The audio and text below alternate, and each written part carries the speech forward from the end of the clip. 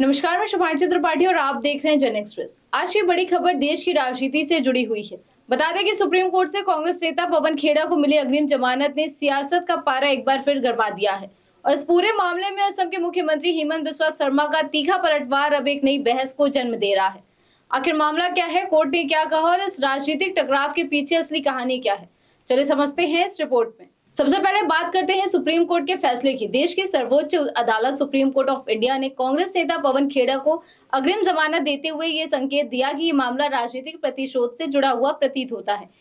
Court की bench justice जेके महेश्वरी और justice as चंदूरकर ने कुछ शर्तों के साथ पवन खेड़ा को राहत दी।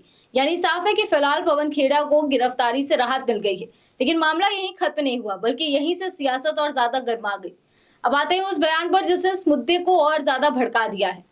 मुख्यमंत्री हेमंत बिस्वा शर्मा ने कांग्रेस नेता और वरिष्ठ वकील अभिषेक मनु सिंघवी पर सीधा हमला बोला है। उन्होंने कहा, मुझे किसी से भी, खासकर अभिषेक मनु सिंघवी से लोकतंत्र, सार्वजनिक चर्चा या शिष्टाचार पर सीख लेने की जरूरत नहीं है।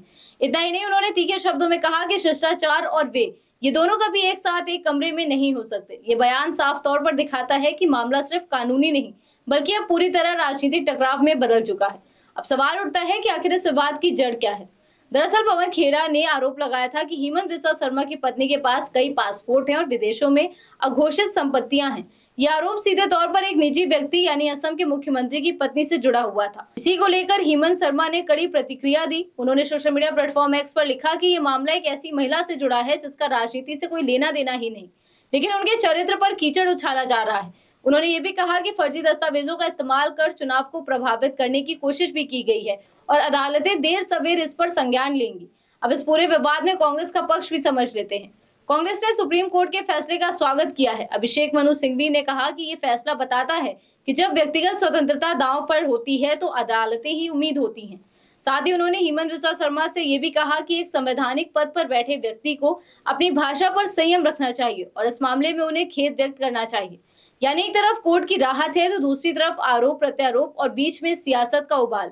अब यहाँ एक बड़ा सवाल खड़ा होता है कि क्या ये मामला सच में राजनीतिक प्रतिशोध का है या फिर ये चुनावी रणनीति का हिस्सा है, जहां आरोपों के जरिए माहौल बनाया जा रहा है। और सबसे अहम कि क्या निजी जीवन को सियासत में घसीटना सही है।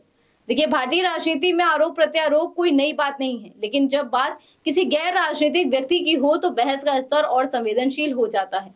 हेमंत बिस्वा शर्मा का ये कहना कि ये तो अभी शुरुआत है, अंत नहीं, इस बात का संकेत देता है कि आने वाले दिनों में ये मामला और भी बड़ा रूप ले सकता है। वहीं सुप्रीम कोर्ट की टिप्पणी की मामला राजनीतिक प्रतिशोध जैसा लगता है, ये भी अपने आप में बहुत अहम है।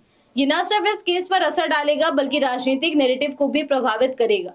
क्या इस मामले में और कानूनी कार्यवाही होगी? क्या ये दोनों पक्ष अपने अपने दावे को साबित कर पाएंगे या फिर यह मामला भी बाकी राजनीतिक विवादों की तरह धीरे धीरे ठंडा पड़ जाएगा?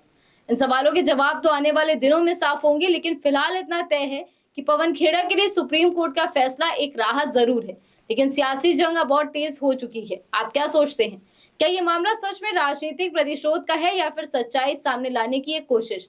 और क्या हेमंत बिस्वा शर्मा का जुबानी पलटवार सियासत में नई बहस छेड़ेगा? फिलहाल इन सवालों के जवाब आने वाला वक्त देगा। आज इस खबर में बस इतना ही। आप देखते रहिए जन एक्सप्रेस। धन्यवाद।